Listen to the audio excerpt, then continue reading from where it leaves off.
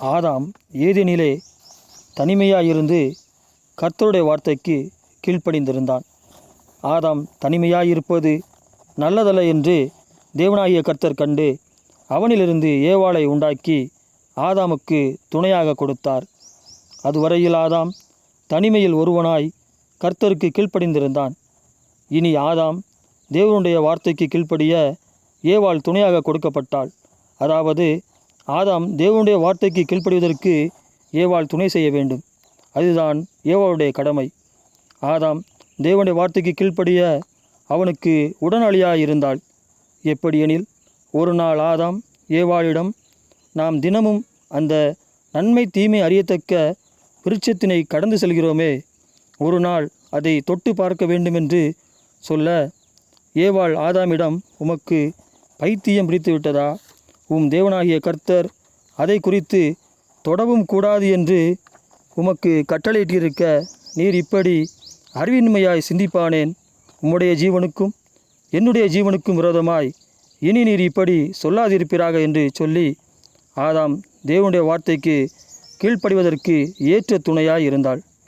பின்னொரு நாளில் ஆதாம் ஏவாளிடம், சர்ப்பத்திடம் என்ன பேசிக்கொண்டிருந்தாய் என்று கேட்க, ஏவாள் ஆதாமிடம், ஏதேன் தோட்டத்தை குறித்து நம் தேவனாகிய கர்த்தர் நமக்கு இட்ட கட்டளைகளை குறித்து கேட்டான்.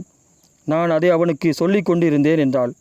அதற்கு ஆதாம் ஏவாளிடம், சர்ப்பத்தை குறித்து எச்சரிக்கையாயிரு. தேவனாகிய கர்த்தர் உன்னை எனக்கு தந்த நாள் கொண்டு அவனோடு பேசுவதையும் பழகுவதையும் வெகுவாய் குறைத்து கொண்டதால் அவன் உன்மீது பொறாமை கொண்டிருக்கிறான்.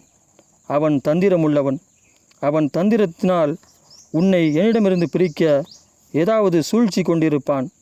அவன் உன்னை வஞ்சியாதபடிக்கு எச்சரிக்கையாயிருந்து அவன் வருகையில் அவனை விட்டு விலகு என்று சொல்லி, இப்படி ஒருவருக்கொருவர் புத்தி சொல்லிக்கொண்டு தேவனுடைய வார்த்தைக்கு இருவருமாய் கீழ்ப்படிந்திருந்தார்கள்.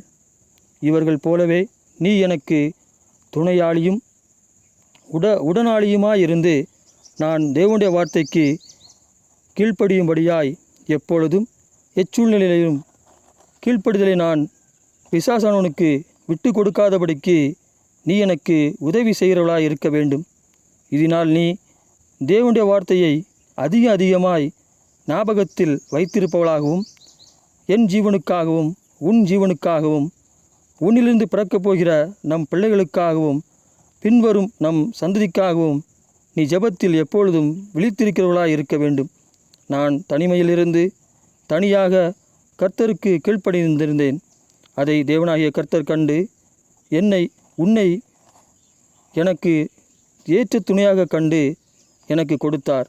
இனி ஒண்டியாய் அல்ல, இருவரும் ஒருவருக்கொருவர் அன்பு நிமித்தமே புத்தி சொல்லிக்கொண்டு நம் தேவனாகிய கர்த்தருக்கு கீழ்ப்படிந்திருப்போம். கர்த்தருடைய கிருபையும் சமாதானமும் இயேசு கிறிஸ்துவின் மூலம் நமக்கு உண்டாகட்டும்.